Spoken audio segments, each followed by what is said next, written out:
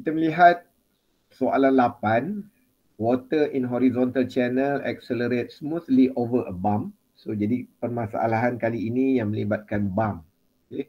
And then undergoes a hydraulic jump. If y1 equal 1 meter and y3 equal to 40 centimeters, estimate v1, v3, y4 and the bump height. Okay. So dalam permasalahan ini, kita lebih kepada keadaan hydraulic jump juga. Tetapi kita kata hydraulic jump dalam keadaan kita kata ada bumper kat sini. So jadi kita kata mungkin kita boleh estimate apakah ketinggian H atau sebagainya yang menyebabkan perkara ini berlaku. So, jadi kat sini awak kena faham, kita ada point 1, kita ada point 2, kita ada point 3, kita ada hydraulic jump and then kita ada point 4. Okay, kita dah belajar sebelum ini bahawa energi sama sahaja sekiranya tidak ada hydraulic jump. Oleh itu, energi pada 1 sama dengan energi pada 2 sama dengan energi pada 3. Tetapi energi 3 dan 4 kita kata tidak sama. Kerana apa tidak sama? Kerana hydraulic jump di sini menyebabkan berlaku kehilangan tenaga. Jadi awak pun dapat imagine bahawa 3 ke 4 ini kita menggunakan rumus lain. Okay, tetapi permasalahannya apa yang perlu kita buat dengan nilai H di sini. Okay, kita akan lihat kepada penyelesaian masalah ini. Okey, seperti yang saya katakan, kita menggunakan rumus tenaga, energi. So kita boleh comparekan mana-mana sahaja sebenarnya. Maknanya seperti yang saya cakap, ada point 1, ada point 2 dan ada point 3. So di dalam penyelesaian, saya menggunakan point 1 dan juga point 3. Kerana apa? Kerana pada point 1 dan point 3 kita kata telah diberi dalam soalan Y1 dan juga Y3. So jadi kita tak perlulah nak memeningkan kepala menyelesaikan masalah pada point yang banyak unknown. Kerana pada point 2 tu kita kata ketinggian air pun kita tak tahu, ketinggian bump pun kita tidak tahu.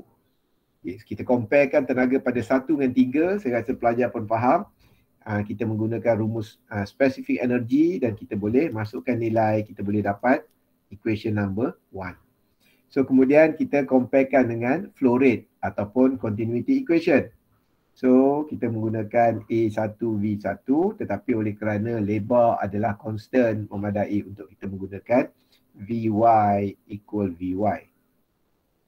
Kita masukkan nilai, kita boleh dapat equation nombor 2. Dan apa yang perlu kita buat? Kita buatlah persamaan serentak. So apabila kita buat persamaan serentak, kita dapati bahawa nilai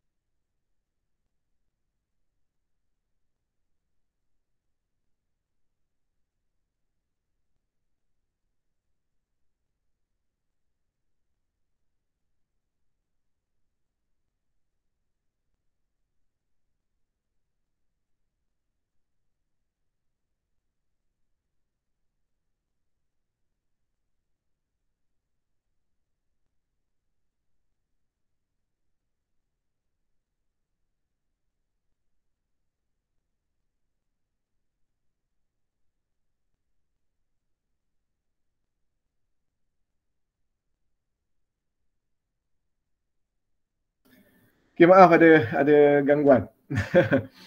Okey, jadi kita comparekan dua equation tersebut. So bila kita comparekan dua equation tersebut, kita dapati bahawa nilai V3 sama dengan 3.740 dan kita boleh mengira juga V1 sama dengan 1.496 meter per second. So kat sini kita kata kita telah menyelesaikan soalan untuk V1 dan untuk V3 sebenarnya secara serentak. Okay. So kemudian kita pergi kepada soalan yang seterusnya. So tentang Y4. Kerana dalam soalan di sini dia minta mencari Y4. So kita pergi kepada Y4. So Y4 ni kita tahu bahawa ia adalah tinggi selepas hydraulic jump. Oleh itu kita pakailah rumus ini. Okay. So saya rasa saya tak perlu terangkan, pelajar boleh menyelesaikan masalah ini. Di dalam rumus ini kita ada Froude number. So Froude number ini rumus dia dan kita boleh selesaikan kerana kita telah mengetahui nilai velocity pada point 3. Cuma saya harap pelajar dapat alert nilai gravity. Oleh kerana kita menggunakan SI unit, so ia sama dengan 9.81. Kalau kita guna British unit, kita menggunakan 32.2 feet per second square. Yang ini adalah meter per second square. Dia adalah acceleration. Dan daripada pengiraan ini, kita boleh estimate nilai Y4 sama dengan 0.89.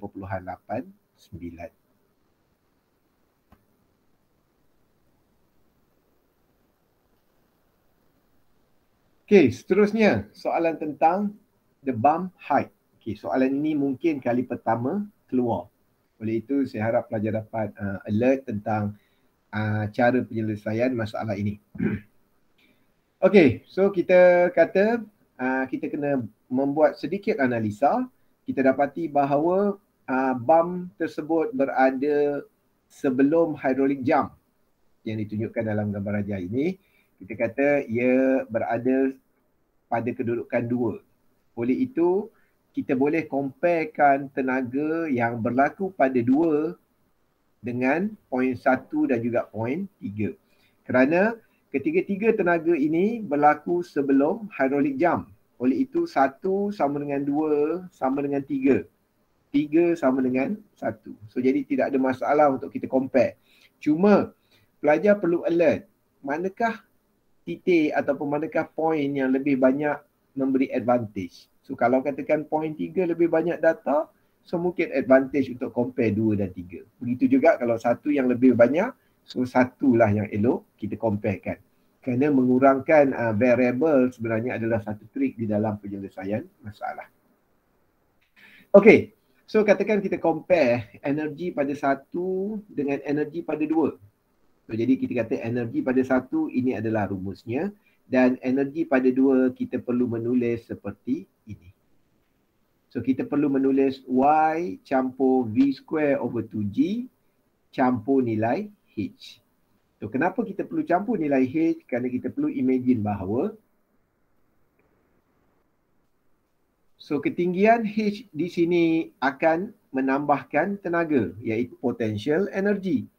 Dan ketinggian air di sini juga sebenarnya akan memberi nilai potential energy. Dan had laju air yang turun pada kawasan ini akan memberi kinetic energy.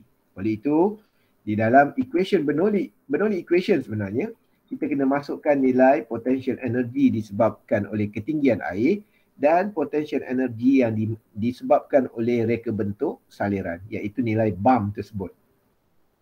Okey. So jadi ini yang kita dapat dan kita boleh buat equation. So kita ada equation 3. So di dalam equation 3 kita perlu faham bahawa kita mungkin agak critical, agak tertekan kerana kita dapati bahawa ada 3 unknown. So kita ada nilai H, kita ada nilai V2, kita ada nilai Y2. Okay, sebelum ini mungkin kita hanya menggunakan 2 nilai sahaja, V dan Y. Oleh itu mungkin kita boleh selesaikan dengan kita membuat comparison ataupun kita boleh buat persamaan serentak dengan flow rate ataupun dengan continuity equation. So sekarang ni ada yang ketiga, H. Jadi apa yang perlu kita buat? So dalam keadaan ini kita pakai assumption seperti ini. So normally kita kata bila ada bump, kita kata flow at bump always critical flow.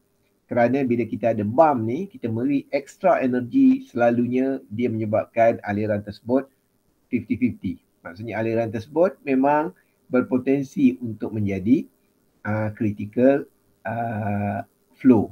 So jadi super critical flow. So jadi kita kata maksudnya dalam bump tu adalah 50-50. So dia adalah critical flow. So oleh itu kita beranggapan flow at bump always Froude number sama dengan 1. So jadi kalau kita mengira Froude number sama dengan 1, so rumus untuk Froude number adalah V over GY. So kita tengoklah oleh kerana bump tersebut berada pada point 2, so kita gunakan sub numbering 2. So V2 over GY2. Kita rearrange equation, so kita boleh dapat V2 sama dengan rumus ini. So kita boleh dapat satu rumus untuk kita masukkan di dalam equation 3.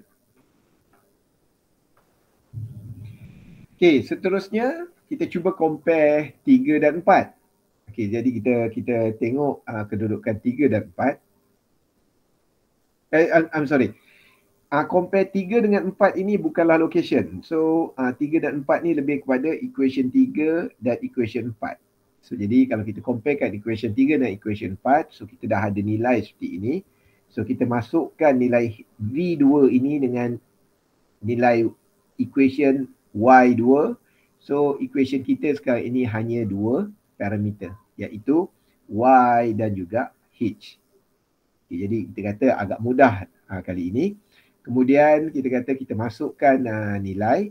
So kita keluarkan satu lagi equation daripada continuity equation ataupun flow rate. Kita dapat equation nombor 6, iaitu V2 square sama dengan 2.238 over Y square.